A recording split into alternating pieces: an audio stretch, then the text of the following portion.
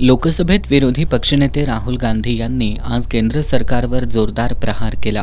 यावेळी राहुल गांधी यांनी अमेरिकेसोबतचा व्यापार करार, एप्स्टीन फाईल्समधील खुलासे आणि अर्थसंकल्पाबाबतही सरकारवर टीका केली। ज्या डेटाच्या जोरावर भारत 21व्या शतकात महासत्ता बनू शकला असता, तोच डेटा मोदी सरकारनं परकीयांच्या हाती सोपवलाय असा आरोप राहुल गांधी यांनी सत्ताधाऱ्यांवर केला। केंद्र सरकारनं भारताला विकला आहे। तुम्ही आमची आई भारत माता विकली आहे। भारत माता विकण्याची तुम्हाला लाज वाटत नाही का, असा घणाघात त्यांनी केला। पंतप्रधानांनी भारत का विकला?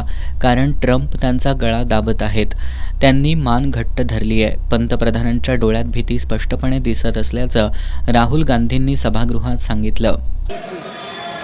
स्पीकर साहब, मैंने बोला जब चोक लगाते हैं दूसरे व्यक्ति की आंख में देखते हो तो डर दिखता है सर। पीएम की आंख में डर दिखता है, दिख रहा है सर।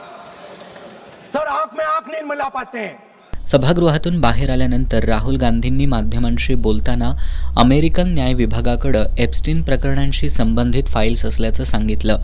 यामध्ये हरदीप पुरी आणि अनिल अंबानी यांची नावं असल्याचं सांगितलं।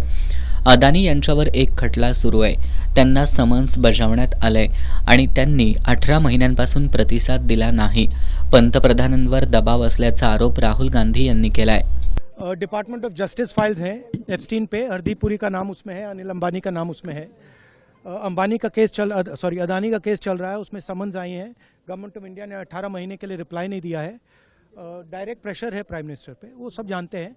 बट मेन बात ये है, देखिए, बिना प्रेशर कोई हिंदुस्तान का प्राइम मिनिस्टर ये नहीं कर सकता है।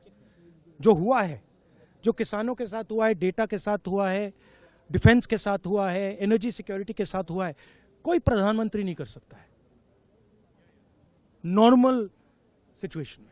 वो जब ही करेगा जब किसी ने मतलब चोक लगा रखा है, ग्रिप ले रखी है और चोक लगा रखा है। चले।